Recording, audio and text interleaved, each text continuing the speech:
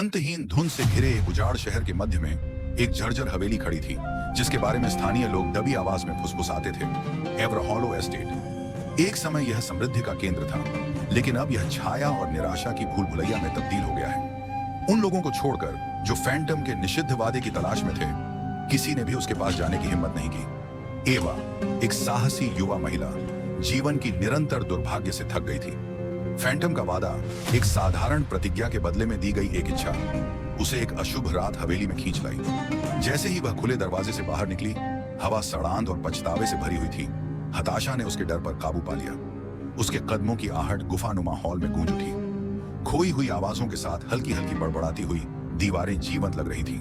भव्य parlour के केंद्र में एक दर्पण लटका हुआ था, जो खंडित था फिर भी चमक रहा था। फैंटम की आवाज उसके टुकड़ों से बहकर मखमली और ठंडी हो गई। आप वादे के लिए आए हैं? उसने घुरघुराकर कहा। दर्पण में एक धुंधली आकृति दिखाई दी। उसकी आंखें बुझती आग में अंगारे की तरह चमक रही थी। मैं एक इच्छा पूरी करता हूं, लेकिन बदले में आपको मेरे उपहार की सच्चाई की तलाश कभी नहीं करने की कसम खानी होगी। आवाज झिझकी, लेकिन केवल थोड़ी देर के लिए। मैं धन की कामना करती हूं, उसने कांपती आवाज में कहा। फैंटम ने हंसा, एक ध्वनि जो उसकी हड्डियों में घुल गई। मंजूर किया गया। दर्पण और भी टूट गया और चकाचौंध कर देने वाली रोशनी में बिखर गया। जब आवा ने अपनी आंखें खोली तो वह अपने साधारण अपार्टमेंट में खड़ी थी, जो अब एक भव्य पेंट हाउस में बदल गया था। फर्श से छत तक की खिड़कियों से छनकर आती धूप में हीरे चमक रहे थे। हर सतह पर सोना सजाया गया।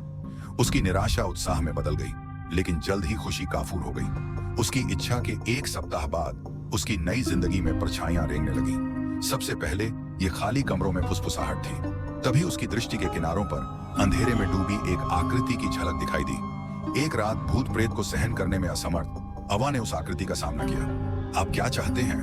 वह शून्य में चिल्लाई। फैंटम की आवाज लौट आई, अब ठंडी। तुमने प्रतिज्ञा तोड़ दी। मैंने नहीं किया। आपने सत्य की खोज की। यह फुसफुसाया। उसके पेंट हाउस की दीवारें विकृत और टूट गईं, जिससे वही जर्जर हवेली दिखाई देने लगी जिसके बारे में उसने सोचा था कि वह इसे पीछे छोड़ गई है। उसके चारों ओर दूसरों की आवाजें, जिन्होंने अपनी प्रतिज्ञाएं भी तोड़ी थीं, पीड़ा में चिल्ला रही थीं। प्रेत उसके ऊपर मंडरा रहा था। उसकी अंगारे आंखें अब अधमरा हो गई थीं। अवा को एहसास हुआ कि उसकी संपत्ति जादू से नहीं, बल्कि चुराई गई जिंदगियों से आई है। जो लोग उससे पहले आए थे, उनकी आत्माएं संपत्ति में फंस गईं। उनकी समृद्धि ही उनकी मृत्यु थी। फैंटम करीब झुक गया।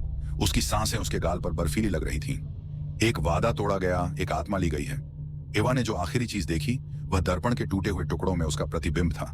उसका चेहरा शाश्वत भय में जम गया था, जो खोए हुए लोगों के समूह में शामिल हो गया था।